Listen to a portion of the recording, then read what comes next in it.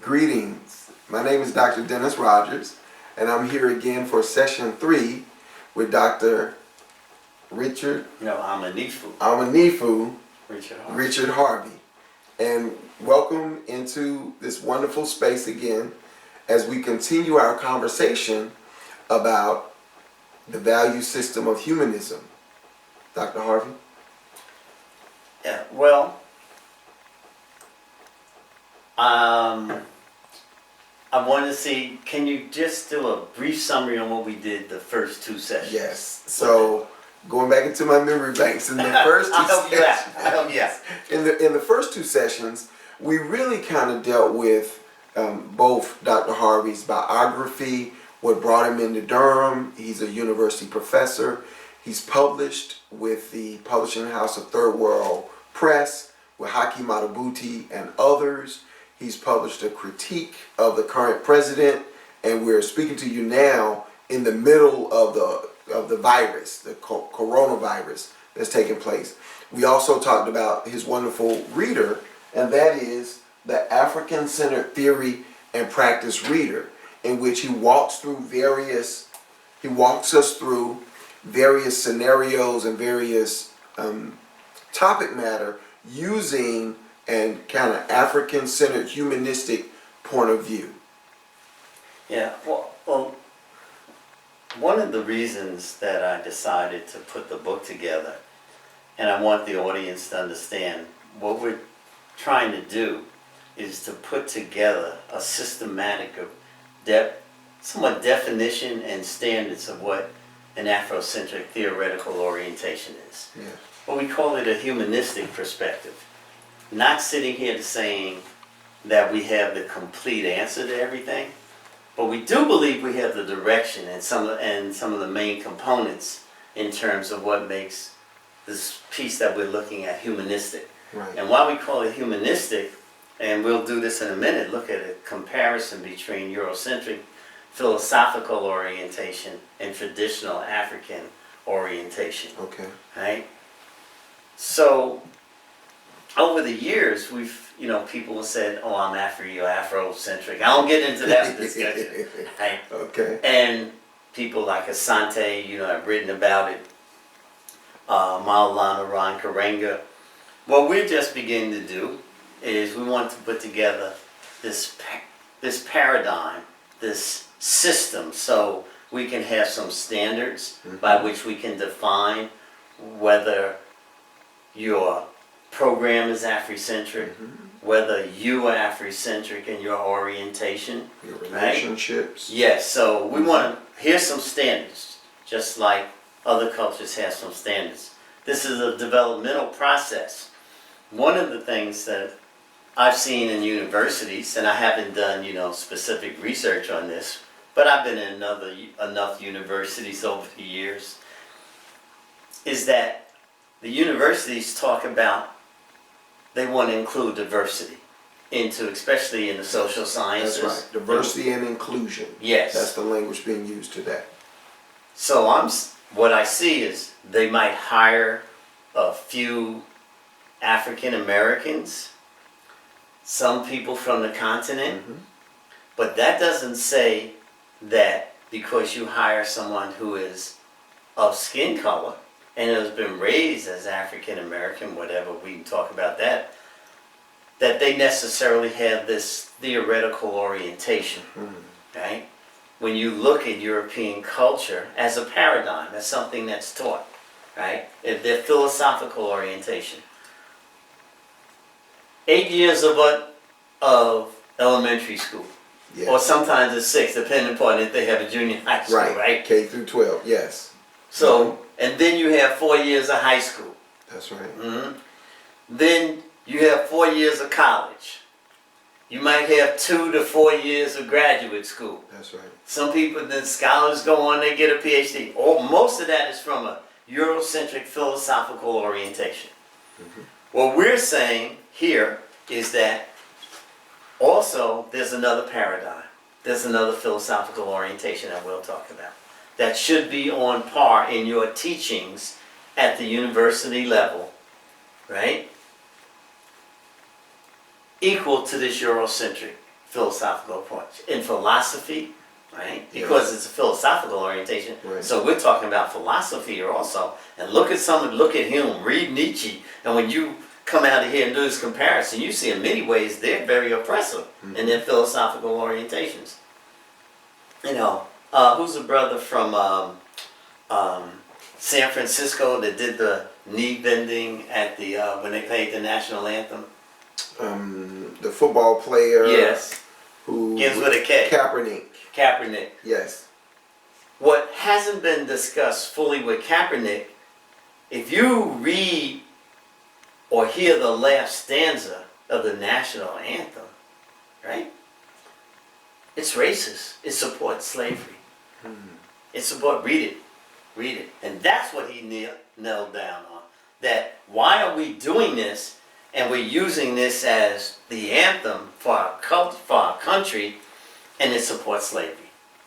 It does. Read it. Interesting. So as I recall looking in your text, when we talked about African-centered theory and practice, it really ran through society and across society, because according to the text here, you discuss it in the framework of black male-female relationships, as a worldview, as a model for mental health, Yes. as a plight for African-American males in the United States. You also dealt with the clinical role of social work, a liberation of kidnapped African, and as a general paradigm, just to name what we talked about in part one of our work together. And then you talked about it in the context of as an individual and as a family unit. You also in section 2 here discussed this idea of, or I'm jumping to 3 groups, where as a collective rites of passage and a culturally competent family unit. Yeah, one of the reasons I put the book together was there is no excuse now at these universities, especially universities at college, that they can say that there is no material out there that begins to define Afrocentrism. Excellent. And a humanistic orientation. Those paradigms should be taught just as you teach any other paradigm of theory. So what we want to do today is to begin to give some definition to, in a theoretical orientation, to what Afrocentrism is. I love it. And this notion that it's applicable, that you can see it play out in human interactions, in relationships, in these institutions, both K through 12 in the educational space and the post-secondary educational space, and society as a collective. And in professions. All social sessions, even in economics. Excellent. So we want to be a little bit more, we want to be a lot more definitive now than what we were in session 1 and session 2, which is session 3. So what I'd like to start off with and talk about is some assumptions of this theoretical orientation. Yes. One of the books that I think, in addition to a lot of people, that might know some of the historical researches, and you know some that you might want to mention now. Okay. Like Diop, as an example. Chikanta Diop, John Henry Clark, J.A. Rogers, and others, that Naim Akbar, that comes from an African-centered perspective, and by African-centered, the language I'm using, that is the notion that this space that we call Africa, the 54 different countries on the continent, they have value systems that one can see across different boundaries. Especially in their traditional values before the invasion of the Arabs and European countries. That's right. And when we look at them kind of in a composite, we see that there's a way of life. Yes. There's a way of expression. There's a way of interaction that is healthy, that is life affirming, and that builds people up as opposed to tearing them And up. I don't want to get caught up into this comparison that sometimes we do with European cultures and African cultures. But what I do want to do is what I'm saying, that the basis of what I'm doing pulls from this cultural orientation. Right.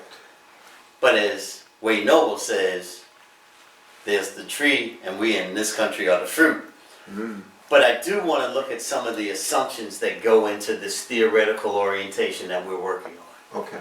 You know, because from my perspective, I don't think that anyone, and I'm not argumentative with folk, we need to work together in putting together this real theory, so it becomes a sort of definitive theory that we're talking about. Right. But I'm trying to do some of this. So you're actively engaging in theory building and in looking at situations where the theory applies. Yes. In order to see where the theory is being practiced in modern times. Or how it's being practiced. How it's being practiced. And also what kind of research needs to be done. You know, people working on their master's degrees, doctoral degrees. Let's look at, before we finish today, some of the research that can be done in this area. Great. As a young people like to say, we look at this as a jump off into additional research yet to come. Okay. Okay. So some assumptions based on this theoretical orientation. That there is an active spiritual universe. Mm-hmm. That babies choose their parents, thus the families they are born into. So from this orientation, we're talking about that actually babies choose the families they're born into because this will help foster their raison d'etre. One of the assumptions is that we are here, each person is here to do some specific work. Yes. That there's for a purpose, for a mission. Yes, yes. So that's why you choose the family, which makes it a whole different way of you looking at who you're in, Mm-hmm. what family you're in, even the issues that are in your family. One of the things, you can be victimized, but you can choose not to be a victim.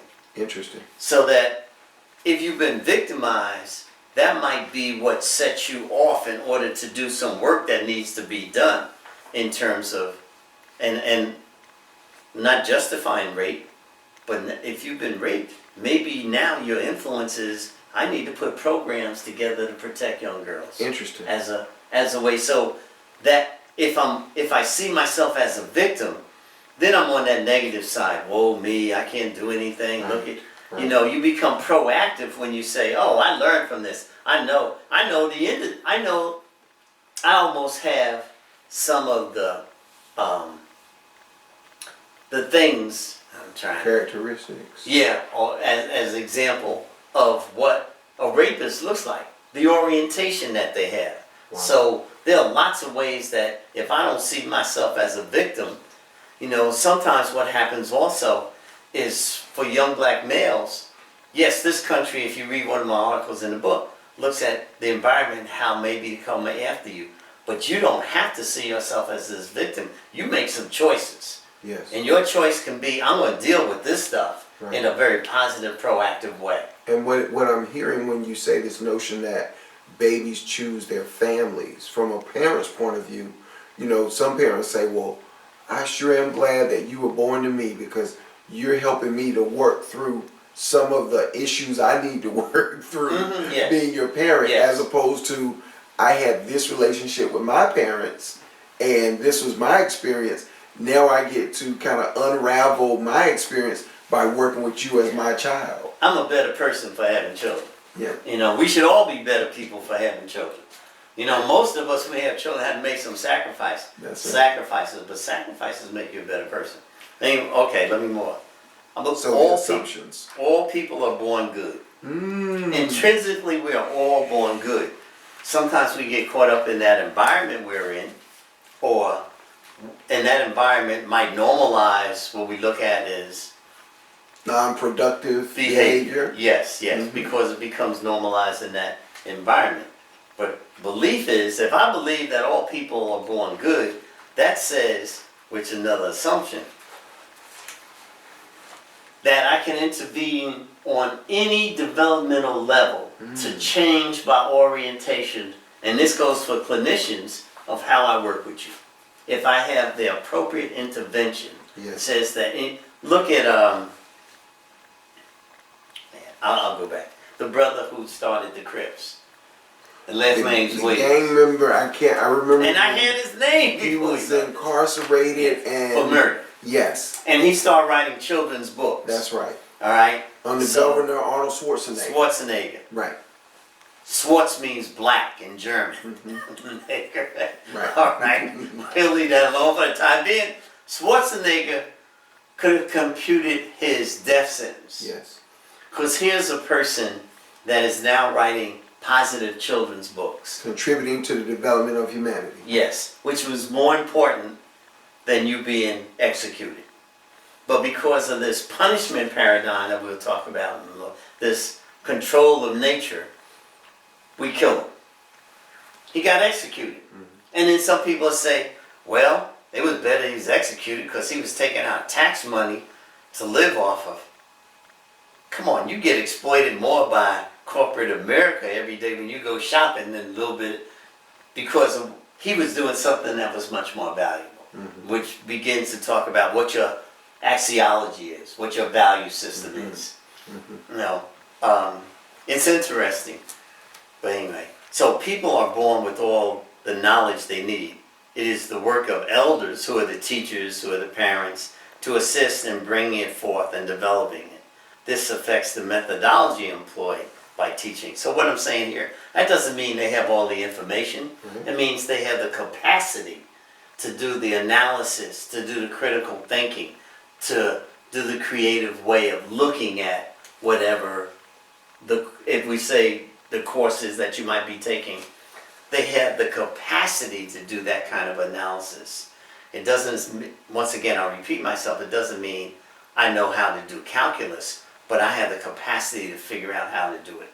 Yeah, and in some instances, what do you think of the notion that they say from the mouth of babes comes wisdom, that a teacher in a situation with 30 students, although they may know the quote-unquote subject matter, that they have, the teacher, 30 teachers that teach them how to interact with these variety of personalities, with you know, handling the questions that are coming from the students, as opposed to the banking, you know, notion where the teacher has all the knowledge. Well, and what the happens from receive knowledge from the student. Descartes says, one of the European French philosophers, we are because we think. So everything puts it on a cognitive level, right?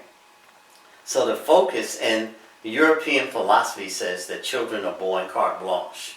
That means they have no information, they have no knowledge. That's right. So your teaching then becomes shelling information in.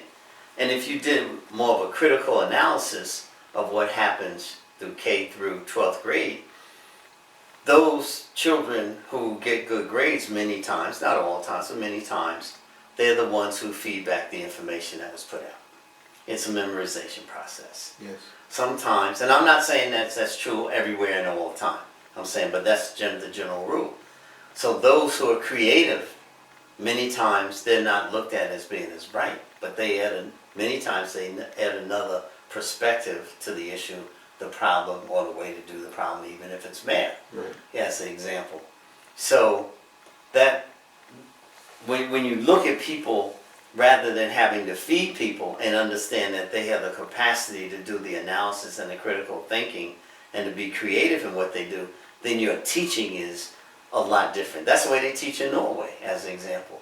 You know, that's what some of the schools are now, the Montessori schools. Yes. Are Emilio Reggio as well uses this standard that the students are allowed to be free within the space to go to what, you know, they're interested in, and to learn by doing in that space. So if you look at Norway, which has the best educational system in the world, they go for half a day. The other half a day, the students interacting with each other. And So I asked my granddaughter, until I said, how do you know all this software? You taught that in school for the computer? She says, no.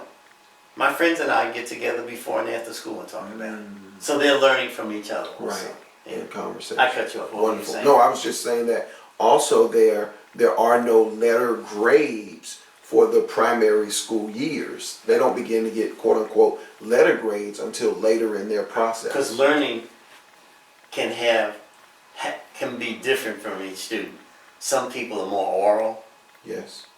O-R-A-L. Kinesthetic. Some are more kinesthetic. Visual. And understand what kinesthetic means. I know somebody you literally have to touch. You literally have to touch. Wow. For them to get what you're saying. Interesting. And once you go like this, they got it. Get it. Don't they? I don't know all the physiological, processes they go on. Right, the grounding that goes with that. But, so, there are different modalities that employ. When I taught, I used all three in that class. Great. So it's not a one size fits all. No. And in this point of view, with these assumptions that you're laying out for us, it takes that into account. Yes. And then, okay, from a epistemological, that means the learning, how one learns, the theory of learning, and teaching. So I'm using teaching and learning simultaneously. Yes. And there's a body of work called the Scholarship of Teaching and Learning that deals with that. So for metaphors, especially for black folk, but I think for everybody, right? Metaphors. Yes. Analogies, proverbs, stories. First of all, they make learning exciting. Stories make it interesting. Right. If you read Aesop's fables, there's always a moral in it, right? If you look at European, fairy tales, Jack and Jill went up the hill. I don't know what the hell they were doing up there. Right. Jack comes falling down with a pail of water. Pound, right. The oppressiveness is the fairy tale. This young white woman is in some tower and her hair hangs down. Rapunzel. Yeah, he got to climb up. Got to climb up her to hair. save her. That's right. Like she couldn't save herself. Come on, that's oppressive. That's right. Interesting. So you have, if you look at fairy tales of any culture, right, the fairy tales tell you a whole lot about the culture. They will tell you whether they're more humanistic, whether they're more morally oriented, more ethical, and which begins to tell you how the people are in that culture. So you mentioned Aesop's fable, and then there's Anansi the spider. Yeah, right. Who's the trickster. That's right. And the types of stories he gets himself into and gets out of. Because he's neither good nor bad to use either or. That's what Anansi is. But Anansi's the one that tests you all the time. Right. You think you get some patience? Here comes something to test whether you have patience. Right. And so and Winnebago is from Native American culture. He's a trickster in Native American culture. Okay, it's interesting. You also make me think of, for example, hip hop music. That the poets write poetry, put it to music, and a Tupac Shakur now creates a lyrical world in which one lives based on the telling of stories to music. Yes. And part of hip hop, especially in the beginning, was a critique of society. That's exactly right. People wanted to put it down, but listen to what they're saying.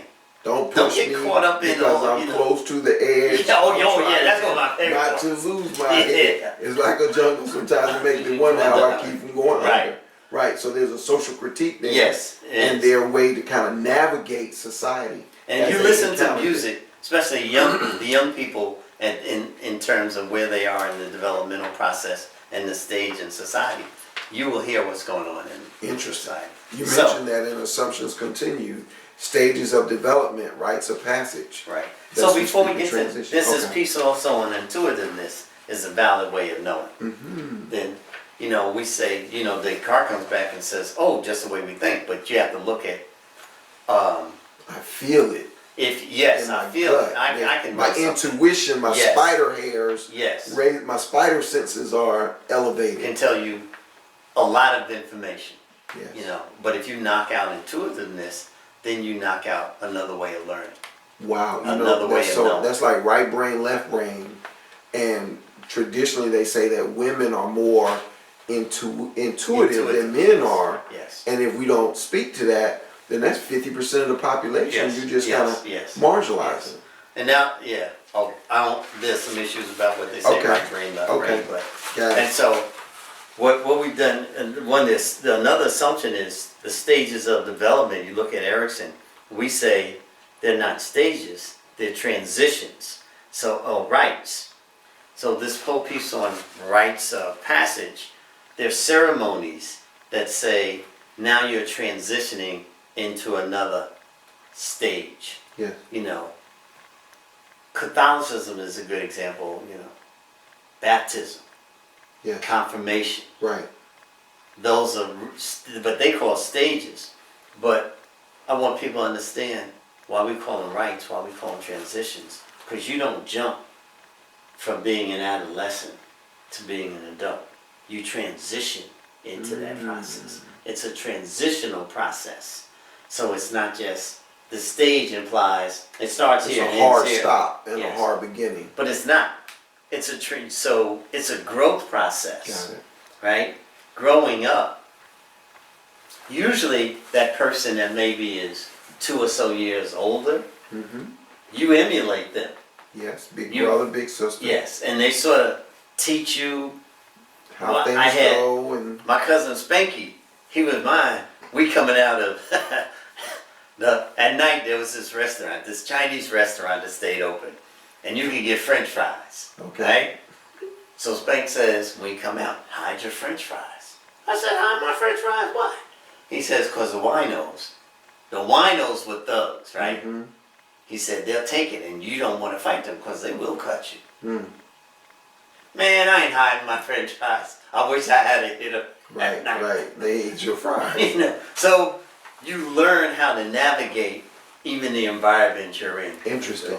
Societies. How to navigate your relationship with mom and dad. Yes. And Right. so it's a trend. It doesn't happen here and you jump here. You learn it in a growth and developmental process. Interesting. That's a whole, so I say to clinicians, you need to work, when you're working, especially with children, but not especially with anybody, you need to see where they are in their transitional process. That's a great point.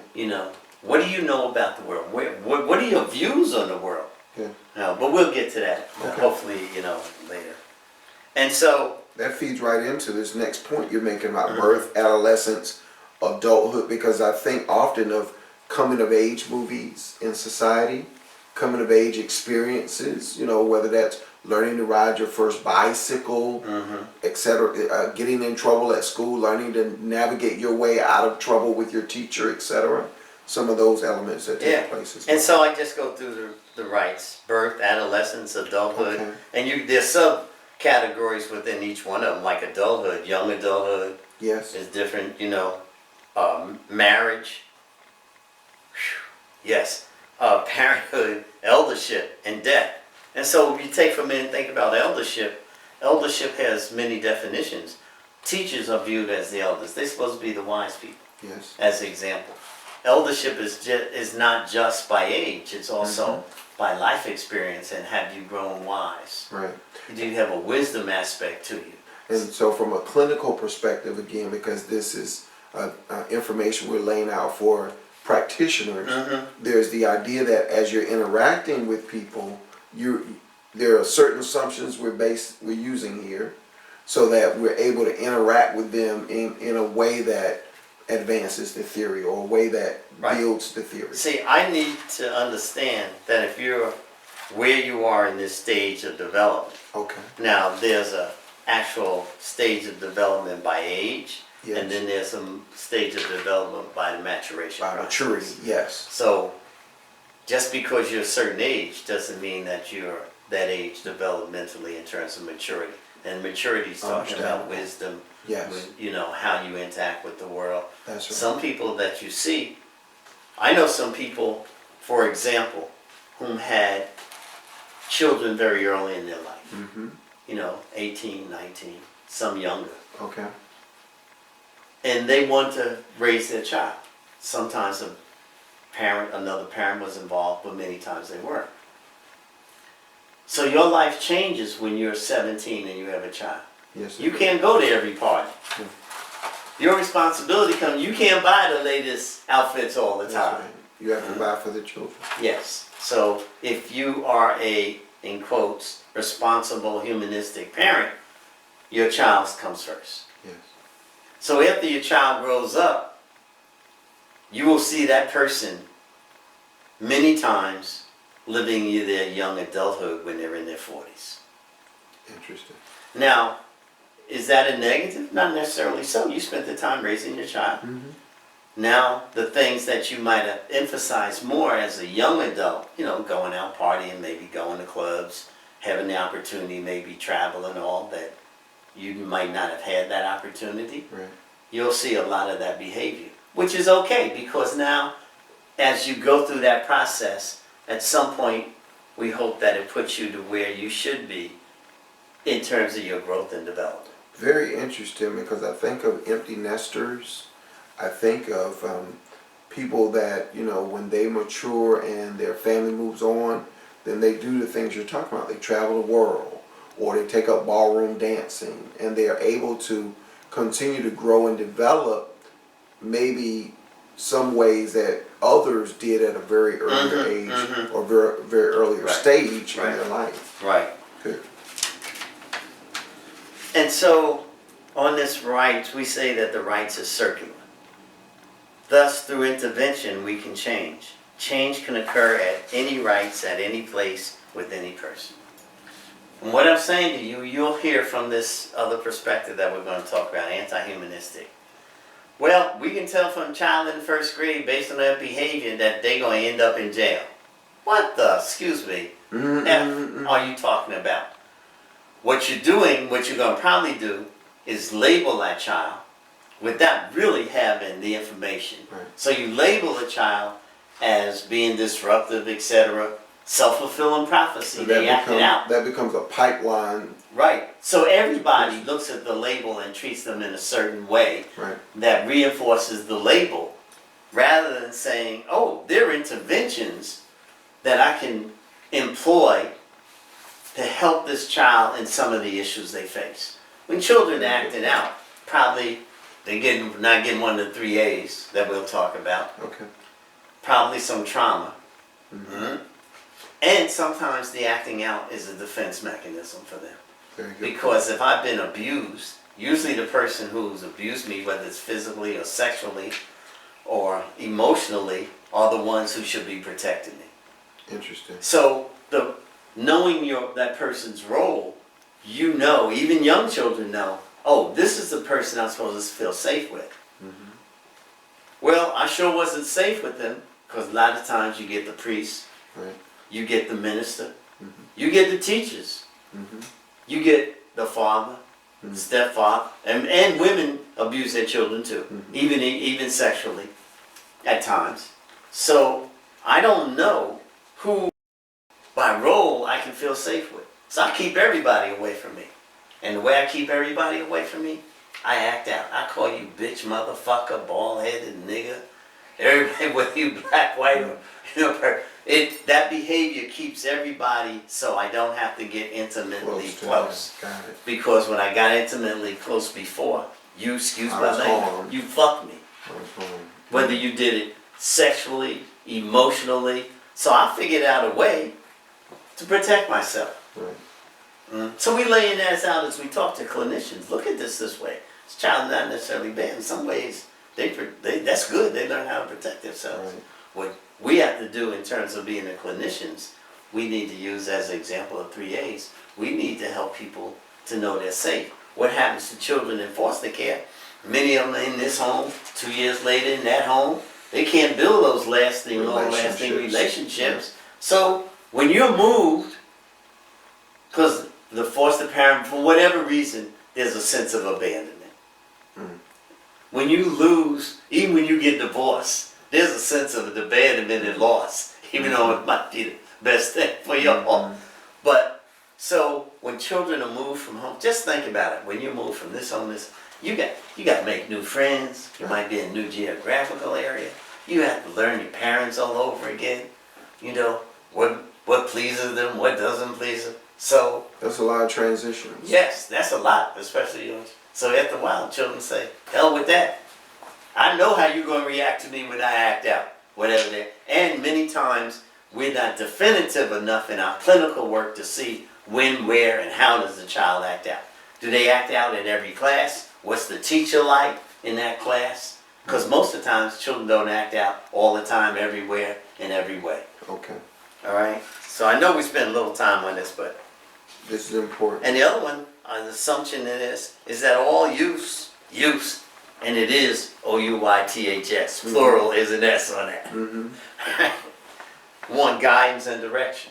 Now, how they go about attaining that. Yes. They may do it from their peers and find themselves in whether it's a football, basketball, or gangs. Or gangs, right? yes, yes. Because they will get it in gangs, and they'll get protection in gangs. Yes. Might not be in the orientation of the way that we like for it to be, but they're still getting it. So they're not stupid. You're not getting it somewhere. I know I need it, so I'll get it here. Might not be the most appropriate place, but y'all weren't giving it to me. These people supposed to be the appropriate. Y'all weren't giving it to me, so I found it in another place. Okay.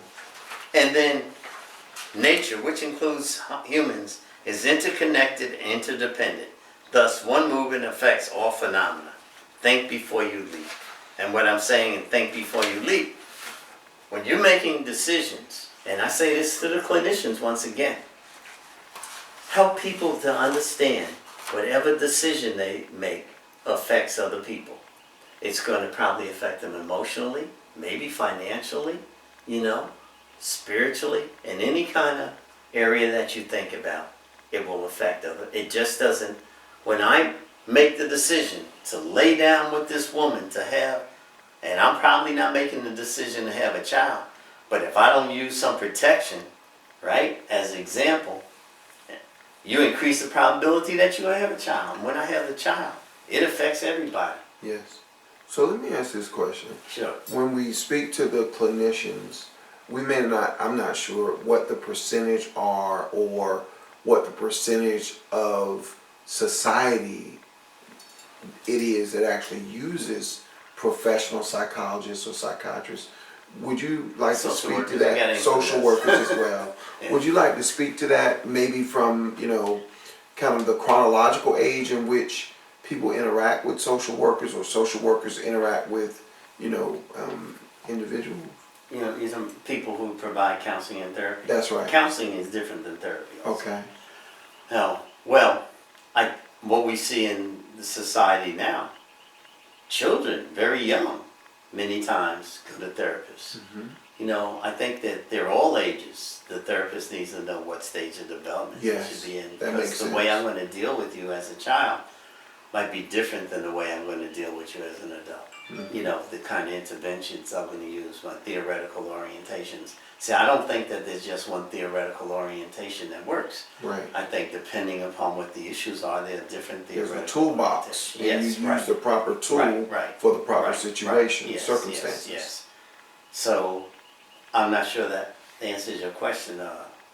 It does. Well, that does speak to it. That helps. And I'm wondering, for example, 10% of American society interacts with a psychologist over their lifetime. Okay. A counselor over their lifetime. Just a question. And the point being that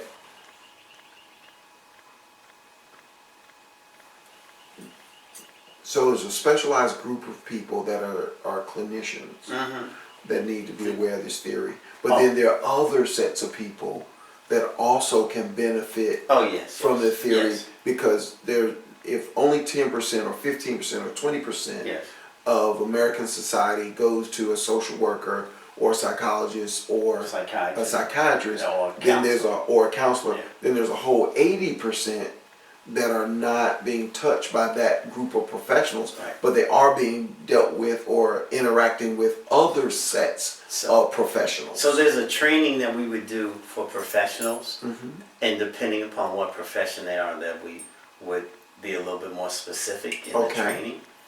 Then there's this orientation, this philosophical orientation that we talk about, anti-humanistic and humanistic, that we think should be incorporated into all school systems. Parents can learn from it. I think when you look at it, those religious leaders could learn from it and use it in terms of their congregations. Wonderful. So it touches a broader swath of society. Because that whole anti-humanistic piece, that's what's being done Touching in many everybody. subtle ways. Right. So that's a good lead-in to talking about what we've been talking about when we look at these philosophical assumptions. Components. Like we dealt with the assumptions. Yes. And based of on the philosophy. Of the philosophy and the theory building here. Yes. And so now you like to take us through this particular theory, humanistic theory, and another orientation. Is that right? Yes. Okay. So, axiology refers to values. Yes. So we'll see if we, too bad, this won't show well. We maybe should have had a chart, but I'll talk about You it. want to take a close-up of this? Okay, great. Okay, all right. Wonderful. So, when we look at this anti-humanistic, and on here I have Euro-American, African, but I want to focus on whether it's anti-humanistic or humanistic. Got it. I don't want people to get caught up into this cultural piece. Yes. All right? Okay. And saying, oh, this culture's better than that culture. Right. You know, you might find more of this and this stuff than that. Yes, got it. But I want you to focus on what is it to be humanistic, and what are the outcomes in being humanistic, and what does that mean in terms of how you interact with the world. Okay. Okay? So if I do a comparison and I look at this anti-humanistic from an axiological perspective, that's values, focuses more in terms of their relationship, that value, that human nature relations, that relationship we have. The focus on anti-humanistic is more, and I say man intentionally, to object, because men historically have developed this philosophical orientation. The focus that objects almost become more important than the human being. That people focus on the accumulation of material things. Of inanimate objects. Yes. No life force within them, depending upon point of view, but these items are more important than how we interact as human beings sitting beside each other. Yes. So if you look at my house and you say, well, Aminifu, look at your accumulation. Look how many years I've been around. Yes. Okay? And are these things more important than me interacting with a human being? I still interact with my children. My children still call me up.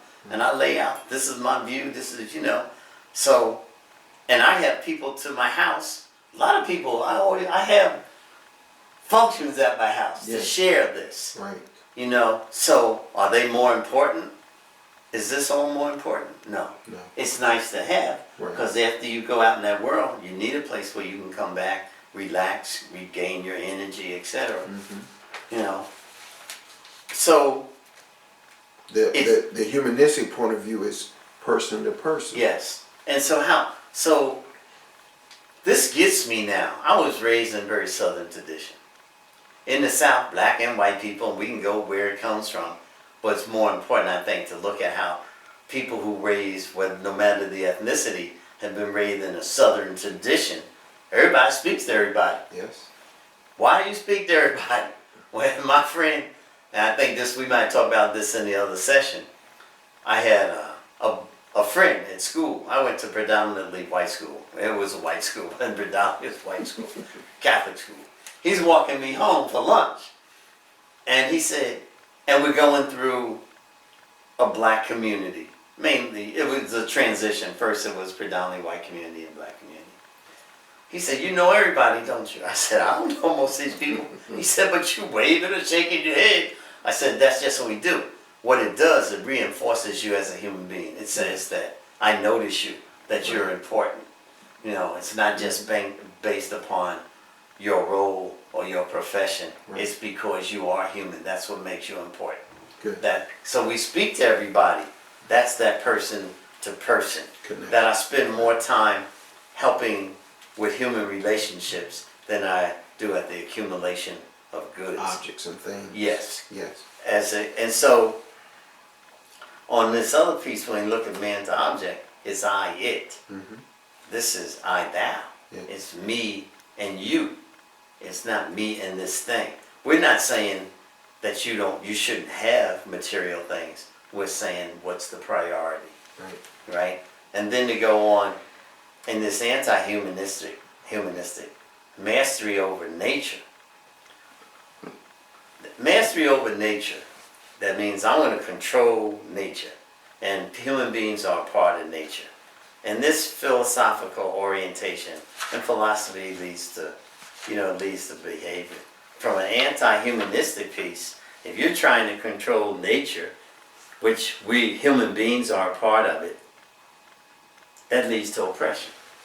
You're closing me and you defining who I should be, how I should be, when I should eat, when I should sleep. When you look at prisons, for example, that's what they do.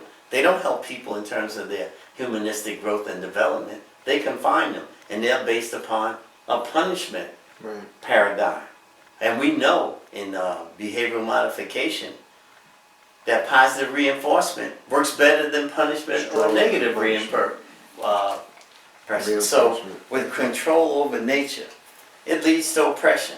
It leads to this superior, inferior, xenophobia, exploitation, the environment. If you're different from me, since I can't control you, I look at you as being anything different. I look at I need to control. When I can't, that leads to if I can't control you, fight or flight. And we've seen it happen on the environment.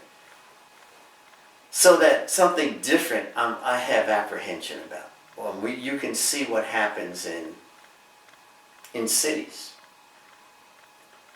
where people move to the suburbs, leave the cities, take the resources with them. Yes. Because you're different than me. I don't want to be around you.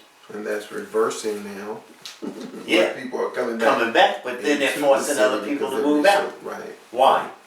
We can learn, every culture has something to offer as part of this universal whole culture. Right. And more than just delicious food. Oh, yes. We like a city with restaurants that represent kind of the world. But we don't like the people. As long as you work in the restaurant, but we don't want you to be our neighbor. Right? Under the anti-humanistic. Under the anti-humanistic, right. Okay. Because we can learn how people interact with the world. For example, there's this joke, which maybe is not really humorous, but there's a joke. All right? There's this person that's been raised in Euro-American culture. Okay. There's this Asian person. Okay. So they're both standing next to the graves of their ancestors. Yes. Person raised in Euro-American culture says, "Why are you putting that rice bowl down? That person did. They can't eat that. That's why I put water at my door, right?" Asian person says, "Same reason you put those flowers there. They can't take and put them in no vase. They can't." You know, the point being that we all have different rituals and ceremonies, but the basic piece in this example is I'm showing respect to my ancestors. Very good point. Very good point. And so we can learn. That's what I mean. We can learn. We can learn. I take martial arts. Start taking martial arts from the Japanese, from Japan. Yes. We could learn. Part of our learning had not only the physical piece, but had to be the philosophical orientation. The way of life. Yes, the way of life. Right. Change the way I live. Change my whole thought process. You know, so we can learn from other cultures how to interact with the world. Right. If you're afraid of another culture and do this fight or flight thing, like Jesse, who's doing the taping, was telling me earlier, there's this video. Is that correct, Jesse? The video where some people are spraying the Chinese person with spray. They look at him. He probably Chinese American, born and raised in America. Probably doesn't even speak Chinese, you know? Any dialect of Chinese. And these people are spraying him because he's Chinese. Come on. Yeah. That's fight. That's fright. That's anti-humanistic. That's anti-humanistic. So let's talk about humanistic. My focus then from a humanistic perspective is not mastery over nature, but harmony in nature. Harmony. How do I live in conjunction with nature? George Washington Carver. Soy man, soybean man, peanut man. When people, great. When people ask them, how do you know to make all these different, what I want to say? Patents, different ingredient, different things. Products and yes, out of the peanut. Out of the peanut and soybean. He said, I talked to him. We have conversations. That's right. And people thinking, oh, if you had to say that to the way most of us have been trained as clinicians, we said, okay, you better give him some medication. He's having auditory hallucinations. No. I talk to my plants. I play music for my plants. Every time you come to my house, you have music playing. Right. Because there's an energy that goes out. That's right. you know, so you don't get the same conversation. I used to do a lot of leather work, make leather bags, and depending upon the hide would guide me into the structure or the shape of the bag and what I would use as clamps. You know, so it's interacting with nature. It's interacting, the focus should be on understanding nature. What creates a virus as we're in this, you know, epidemic? What creates a virus? Where does it come from? How does it grow? That focus rather than trying to control products. You know, okay, so now we're gonna get an orange and a pear. We're gonna, you know, how to understand its true nature is more important. And when I understand something's true nature, I know how to interact with it. Mm-hmm. So when I can understand and appreciate your culture, where you come from, I'm not afraid of it. I learn from it. I welcome you. Yes. You know, I welcome you into my house, into my life. People become afraid of that. But my goodness and my truth will overwhelm any negativity you can bring. Mm-hmm. And you don't change me in terms of controlling me, because I have gone through what we'll talk about in a few minutes. And I know who I am. I'm grounded in who I am. Right. I'm grounded in the universe. I'm grounded in, I'll go back, you know, the Orishas, whatever you call Obasum. I'm grounded and I'm hooked up and I'm connected with the universe. So when I'm thinking of somebody, I call them. What do they say? I was just thinking about you. Yeah. Like, your ears must be burning because I Yes, was just yes. talking about you. So that energy goes out. You're on the same vibrational Yes. wavelength. Yes. And we sort of take it for granted, you know. And so when you look at anti-humanism, the focus is on this mastery of nature. It's on individualism. Mm-hmm. It is I. Under here, it's more communalism. And let me talk about it. People get scared of the word communism and socialism, don't even have a definition of it, don't even understand it. One of the things I got to give China for credit for is they are capitalists, communists, and socialists. All three of them at the same simultaneously, Okay. depending upon Explain that. what. Well, some of their governmental institutions are more communistic in that the government might own them. Okay. The government owns it, right? Mm-hmm. But and the socialism comes out many times in policy in which there's not much criteria for social services. In other words, I don't know if China per se, but Canada had universal health care. Universal health care. It didn't matter what your financial situation Right. was. Health You care received health care. was open to everybody. Now there's some criticism of it now. And I've looked into it. Some of it, most of it's not even valid. Okay. But you know you're going to get health care. Right.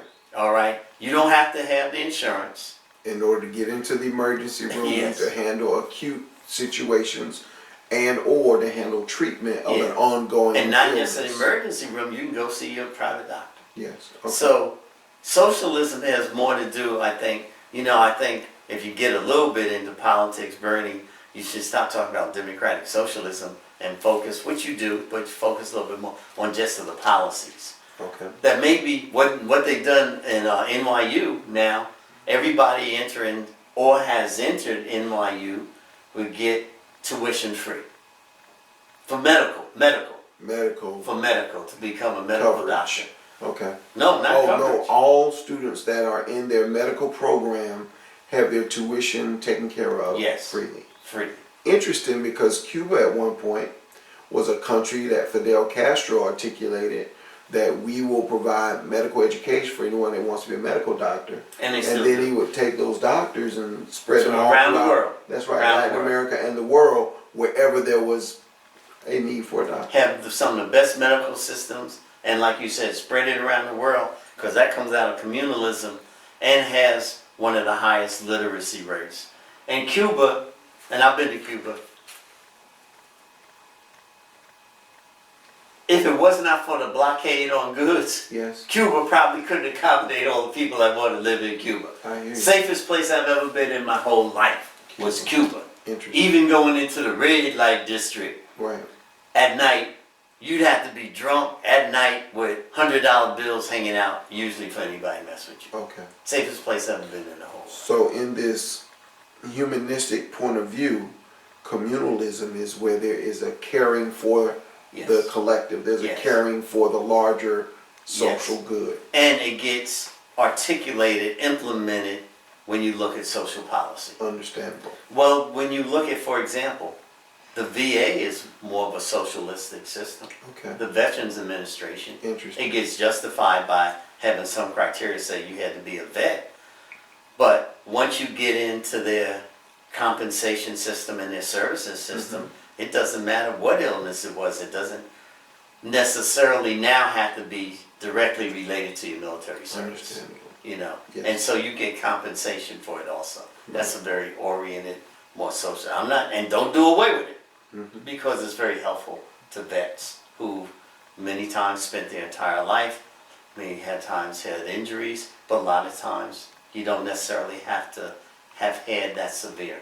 Yes. Yes. And you're able to receive And treatment. so it's very helpful. Yeah. So you have here on the anti-humanistic, humanistic-oriented philosophical characteristics, you have time, activity, epistemology, and you have logic. Would you care to go through all of these or just select one or two of these for the audience? Yeah. Well, we might have to have a fourth session, you know. People probably getting wild, they shut up now. All right. But let's go through one. Oh, let's look at activity, which is anti-humanistic is doing and humanistic is being. So let's reverse this and talk about being. Okay. And then go into maybe doing. Being means I don't always have to be doing something. I need to take time out sometimes to meditate. It doesn't mean I'm not valuable because I am not in a specific activity. Yes. It means take time out to nurture yourself, Right. to relax, Mm-hmm. right? To contemplate and to think about things. So all being can just mean maybe you need to rest. And this is very important for, again, professionals that provide services to others, right? So for the clinician, for the social worker, they need to take time to heal themselves. Yes. So they can be a better healer unto those that they provide So services sometimes it looks to. like you just sitting around doing nothing. I'm relaxing. I'm letting that parasympathetic nervous system kick in. Right. Because that sympathetic nervous system has me under adrenaline. And when adrenaline kicks in, it's closing down the blood flow to all your organs. You are in a process with that adrenaline of dying. Wow. All right? People need to realize when they talk about stress, Yes. the As the silent killer, yes, for example. because we just think it's some abstract concept. No, when you're under stress, that means the adrenaline is kicking in. Think that, what's the other word? From the Cortisol. adrenal glands, cortisol. Or cortisol. Yes. What they are doing, they are closing down the veins and the arteries. The blood flow. So They're the blood constricting flow. the blood flow. Yes, and what does blood flow contain? It contains nutrients, Yes. right? That's right. It contains oxygen. Oxygen. That's yes. So when you begin to narrow the vessels, you get less oxygen. In your brain, in All your the- heart, in yes. all of your Every- organs. Because they're all interconnected. Wow. And so you're beginning to have a slow death. Or what you're beginning to have is problems with different organs Yes. in your body. So that piece where you calm down, meditate, just relax, you allow that parasympathetic nervous system to kick back in, you're opening up the veins, the arteries, and you're getting nutrients and oxygen into all your organs. And this is preventative medicine, basically. Yeah. Right? So You this can is look this at is it like like exercise where you're preventing heart attacks. You're preventing pancreatic cancer because you're literally taking the moment to get your natural nutrients based on the Yes, food you eat yes. and so forth, Yes. and the oxygen Yes. to all of the organs. Yes. Wonderful. So the doing piece in this culture, not necessarily European culture, Europeans say, especially the French, all right, time for a nap, midday nap. In Latin American culture, they take Latin America, siestas. yes. I'm told in Asian culture, they also take naps. All earth cultures have a break. Right. And most of them have a view of the world that's not focused always on obtaining other things, not social stratification always climbing, So doing here, I have some friends. I have a friend always talk about how hard they are working. Yeah, I got this and that. I didn't work. I say, okay, I don't say much because I know that you have control over how many hours you work a day. But you get glory in being able to say, I work 16 hours. Right. I'm doing. The ethos of this culture is that people who are making things happen, they're important. It becomes their value system to say, yes, I work long hours. Fool, you killing yourself. Working yourself And I'm to climbing. an early grave. I'm never satisfied with my position. I always want to better, so I'm always doing something. Here I go. I go to work, and not to say there aren't times in your life that's appropriate. All right, I get up at 5:30 in the morning so I can get on my bike, either ride it in the environment or in the house. Then I gotta get the children off to school. Then I go to work for 8 hours, and then after that I will go to the gym, and then I come home and I eat, or I stop through McDonald's and get something to eat. And by the time I get home, I just got time enough to shower and take a bath. And you highlight that. And I'm saying, you're out of balance. That's anti-humanistic. Yeah. The piece is, how do you balance all this out in your life? How do you balance out spending time with your children? Yes. Exercising, but can you have exercise? I used to run. So my two youngest girls ran with me. We get up, we're gonna go jogging. Oh, they liked it. They ran. They actually ran with me. Yes. So it became a family activity with them. Okay. And I taught them a little bit of martial arts. And my youngest daughter now, she ain't gonna tell you we used to box, right? Self-defense. She's gonna raise that one thing. I punch her. I got past my daddy's, defense and got him in his jaw. And so, but they became fun activities for us. So in many ways they were relaxing. It wasn't about trying to beat my children. And we would have fun. We laughing and joking. You were being. Yes. You were being. Yes. Rather than this activity in which, and having to win all the time. Right. I don't like games because people get too caught up in them many times.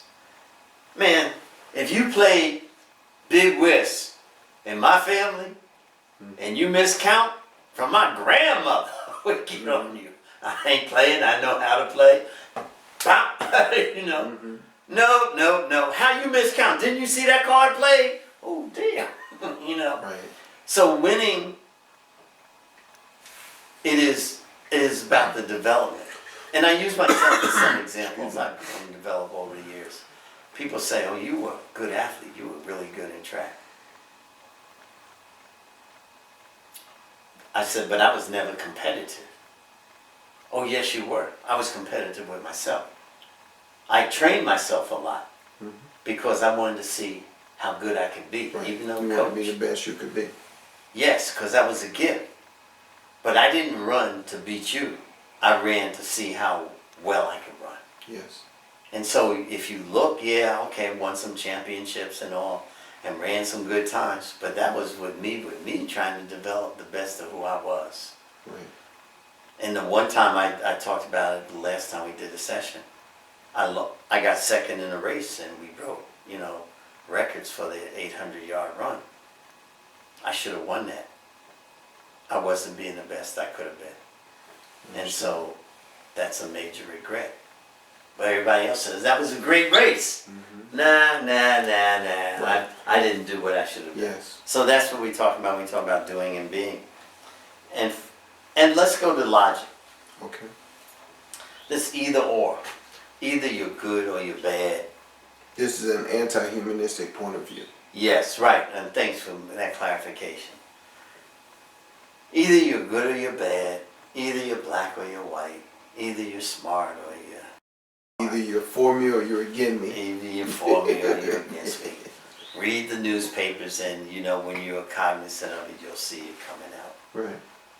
And over here, we talk about unitalism, but it means once again, I'll just go back to clinicians. Don't get caught up in either or. Either you have to have one emotion or the other. You can have all the emotions at the same time. Multiples. Right. Yes, Right. all simultaneously, all at the same time. Mhm. If you're really cognizant of who you are,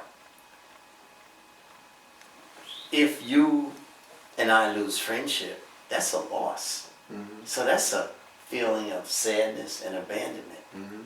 It might also simultaneously be a relief because maybe we were so oppressive to each other Mhm. and destructive. Mhm. But all that happens at the same time. So it's complicated. It isn't Yes. simplistic.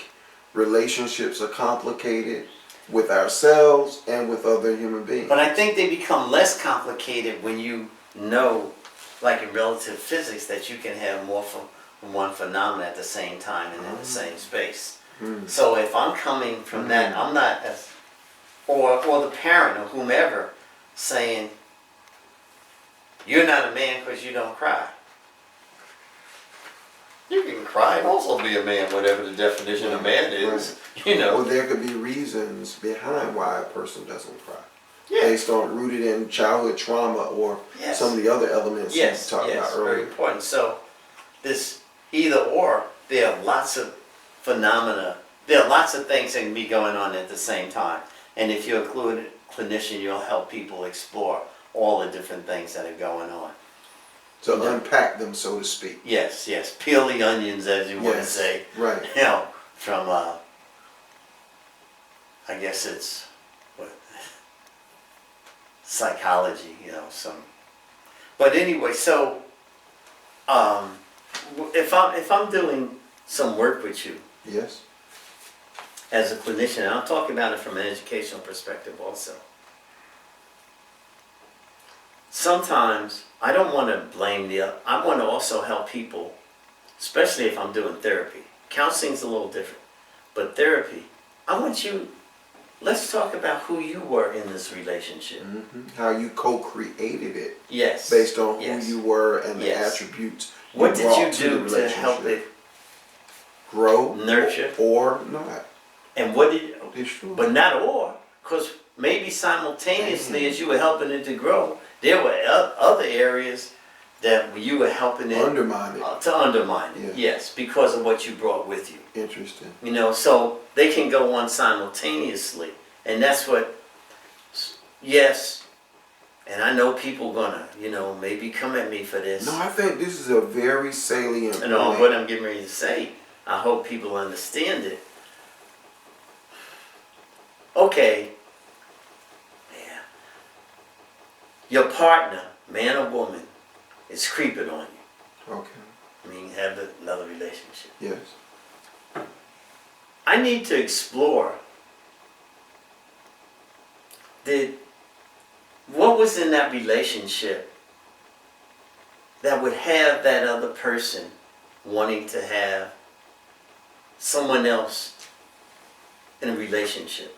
Because in this country, you're supposed to be monogamous. Interesting. Now, we can have the debate around whether that's a- actual or not. yes, whether You that even makes hear sense. people It's say, "I have a naturalistic. work wife," Yeah. right? So it's someone with whom they may be intellectually intimate with at work, not physical, but intellectually, because that's a part of their functionality in that space. So one of the issues is when you spoke about I'm okay, you're okay, is the communication. What do we agree on in our relationship? I have some friends who were married. I'm not sure if they're technically divorced, and they live in the same household together, but they don't have a marriage relationship. Understandable. But they came to an agreement Right. for whatever, and they function independently In of that each other. space. Yes. But they both understand this is a relationship. Mm-hmm. You know, so if something happens... With boundaries, with expectations. Yes, yes, very good. Again, Yes. it's complex. Yes. Relationships are complex. Ain't that complex if you all truly agree on what the parameters are. Or maybe another word is multidimensional. Yes. So if you agree on it, truly agree. Don't agree just because you don't want to continue the discussion. Agree because you innately agree to that. Some people agree because they just say, okay, I want to have no more. All right, whatever you want. That's not a real agreement. Right. And what I guess I'm coming to the clarity of it, even as we speak, is that this theory building exercise, this notion of humanistic and anti-humanistic, humanistic a humanistic point of view facilitates relationships that are healthy, that are mutually beneficial, that are able to be understood by all parties engaged in them, because the perspective, the humanistic perspective, is there's value in all. There's value in each person. As long as we all agree. As long as we agree. Because that's what keeps the respect. Respect is more important than like. If I respect you, I'm going to treat you in a certain way. Yes. You know, love changes. Whatever love might be. I mean, but when I respect you, even when we have differences, I would treat you in a certain way. I talked about, it wasn't on tape, but I talked about the relationship that I have with my children's mother. That we respect each other. Yes. I think one of the reasons she respects me is because I took responsibility as a man in raising the children. I'm not saying she didn't have responsibility. I'm saying it was your responsibility. I recognize that I have responsibility. You were active. Yes. Right. And that activity didn't mean that I'm just going to give you some money. It meant keep it moving. When they were young, I'm going to braid their hair. Yes. Okay? She and I had agreements about where our children would go to school. Yes. Come time to discussions PTA meetings. Right. We both go into the PTA meetings and we're going to sit with each other. Because these are our children. And we want our children to see, even though your mother and father don't live in the same household, they still together. Right. Awesome. They still together. And that was out of respect. But I had to do certain things for her to respect me, and she had to do certain things for me to respect. Yes. And I'm not saying that we had to grow and develop in that process. Right. All right? So it becomes important, and because we were both working out of this paradigm, even though we weren't probably really aware of it. She wanted her children to interact with their daddy on a regular basis. And I wanted my children to interact with their mother on a regular basis.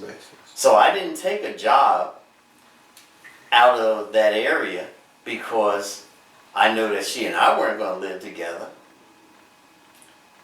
But I wanted to be around my children on a daily basis, and I knew she wanted to be around her children on a daily basis. Very good point. So, to go back a little bit, it's interesting when my children, talk about their mother and my relationship. She said some of my friends wouldn't let their mothers wouldn't let their daddy come up on the porch. But when you traveling, you say to my mother, why don't you stay in your house? Because it was where she worked and where children went to school, it would be easier on her every day. Right. I said, well, what's your mama gonna take? Because that goes back to person rather than man to object. Person to object. It's more important that your mother and your children have less stress than that my space have their presence in it. Yeah. Okay. I mean, it was important. No, what I'm saying, I want to be clear on this. Okay, be clear. I respected your mother enough to know that she wasn't going to take anything. Yes. And the objects weren't as important. It was important that it was easier for her to deal with the children while I was away, because there were days that we would each have the children. Okay. than worrying about something in my house. Understandable. Less stress for her. You know, that was what was important. My children had keys to the house, so she had keys. If they had keys, they gonna tell mom, no, I ain't giving you the keys. Right, she You had know, access. so I didn't worry about this materialistic piece. Okay. I'm worried about what made it easier on each of our lives. She's taking them from the days that I would have had them while I traveled. So it was quid pro quo. Right. I think that that's important. I think, you know, that either or piece. And let me talk a little bit about time. The time now, you look at Henry Ford. Henry Ford was an interesting human being. Okay. So during that whole era of the late 19th and 20th centuries, was that whole industrial development. That's right. That's World right. War One, especially after World War One. J.P. Morgan in banking, Rockefellers in oil. Henry Ford comes in and says, I want to develop a car that the ordinary person can buy. That's right. Part of what he did, he developed that whole Assembly line. assembly line. Thank you very Yes, much. yes. Appreciate it. Mm-hmm. That's why I like interviewing. You know, you help me out when the Right, whole we're thing together, goes we're together. back. Right. I'm with you. We're Right. thinking together. Yes. Right. So what it did, it allowed for you to assemble a car faster Yes. More efficiently. and yes, and less costly. That's right. So initially, what Ford did, first of all, he paid his workers a living wage. Mm-hmm. He started the 5-day work week and the 8-hour work and paid him a living wage. And times might have changed later on. So he changed the whole way of dealing, a perspective in dealing in the world. That's why this philosophical orientation is so important, that people look at another way of doing things. Okay.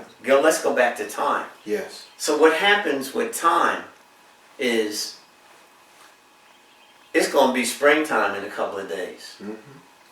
If I looked on the calendar right, it's going to be 50 degrees. Right. Days supposed Farmer's Almanac. Yes, Surely. right. Yeah. Even though it's the first official day of spring. Yes. Yes. So 2020. what we give an artificial timeline to when things are supposed to happen. So now, children, educational system, most of it, not Montessori necessarily. Okay. Right? And I say that because we need to look at Pan-African schools and see how they truly are. We need to do some research. There you have a great point. Now, Yeah. Marcus Garvey School, for example, in Los Angeles, where Stevie Wonder's child goes to school. So I've been told that children at Marcus Garvey can do algebra at age 8, 9, and 10 because their way of teaching mathematics there is not as regimented as we get in our grade 1, grade 2, grade 3, Right. etc. of traditional schools. And because the belief system, whether they can articulate it or not, is that children are born with the ability to be critical and analytical thinkers and problem solvers. Yes. Yes. So if that is your perspective, of course you can teach that at that early age. Right, and it's the delivery of the lesson plan It's the 3 A's. that works as well. I'll guarantee you there's an affect, affirmation.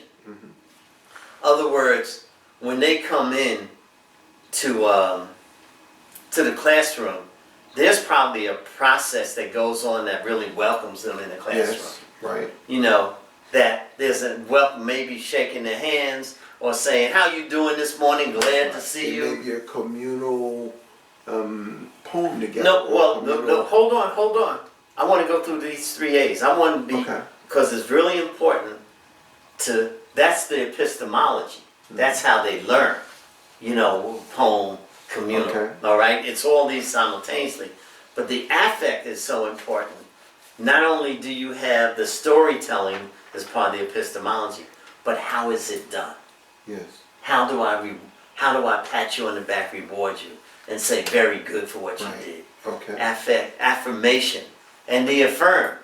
When you're trying, I affirm you for trying, and say, okay, let's look at this situation or this mathematical problem from another perspective. Are there any other ways you can do it? Excellent. That's affirming. It doesn't too often what will happen. You got it wrong. You didn't do it the proper way. Right. Let's look at how you did it. Where in the process? How did you Is there get that? another process? That's right. Yes. Yes. I'm affirming you for willing to do it The way you did it. the way you did it and learn it. And with that, with the affect, and then the affiliation, belonging to somebody. So they make it that you part of this class. You part of, when I work with children, first thing I ask them, Dr. Rogers, what's your genius? They're telling me, ain't nobody ever asked me that. I don't know what it is. But they can tell me all the faults that they have. Right, People said they had. because they've been because you're a affirmed genius. them, right. What is your purpose here? That was a whole nother way of them looking at That's themselves. right. That's right. When you have confidence, when you look at yourself like you're special, special doesn't mean you're the only one. It means that you're important. You're unique. You're You have important in the something group. you contribute. Yeah, Right. so when you look at the culture, all of us want to stand out. So if you see me, you're going to see me probably in a pair of slacks and a sweater. I'm dressed for this occasion, right? Right. Because I have this. That's my swag. Yes. That's how people know me. You know, everybody I go out here in Durham. You the cameraman, right? And everybody asks, where's the camera? Right. But I don't have that individualism as me. I have it as part of the whole. Oh, the we. Of the we. Right. So within the we, I have certain things that stand out. But it's all part of the we. Yes. It is all part of who we are as a group. As That's part right. of I am adding something. So you're adding, and you can also be accepting of what others are adding. Yes. And everyone has value in the space. Yes. I'm not more important.